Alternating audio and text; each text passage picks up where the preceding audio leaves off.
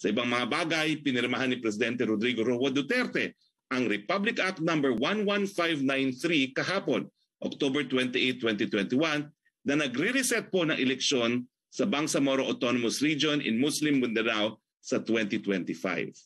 Sang-ayon po sa batas neto, binibigyan ng kapangyarihan ang ating presidente na mag-appoint ng hanggang 80 or 80 new interim members of the BTA who shall serve until June 30, 2025 or until their successors shall have been elected and qualified. So yan po ang ating mga mainit-init pang mga balita. Pumunta na po tayo sa ating open forum. Go ahead, Yusek Rocky. Yes, good afternoon, Secretary Roque. Ang una pong tanong mula kay Robina Asido sa Daily Manila Shimbun.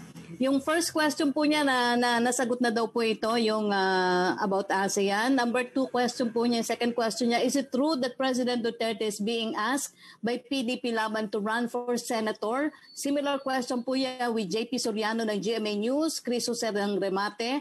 At follow up po ni Chris Jose, sa tingin ninyo mapagbibigyan ba ng Pangulo ang panghihikayat na ito ng partido? At may plano ba talaga si Pangulong Duterte na magretiro na sa politika? Well, nabasa ko rin po sa balita na hinihikayat nga po ng PDP Laban na tumakbo bilang senador ang presidente. Pero hindi ko pa po naitatanong kay presidente kung